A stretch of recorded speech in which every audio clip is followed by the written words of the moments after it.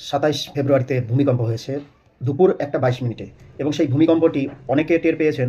আমাদের আশেপাশে অনেকে টের পেয়েছে, আবার অনেকে টের পায়নি। যেমন আমি এখানটায় এই চেয়ারে বসেছিলাম, কিন্তু আমি কোনো কিছু টের পাইনি। যখন মানুষ উলুধ্বনি দিচ্ছে, বুঝে উঠতে পারছিলাম না যে ঘটনাটা কী হচ্ছিল। তখন বাইরে বেরোলাম। বাইরে বেরোনোর পর জানতে পারি যে ভূমিকম্প হয়েছিল, এবং সেই ভূমিকম্পতে আমাদের সাইডে হয়তো ৪ থেকে ৫ সেকেন্ড, ঠিক আছে?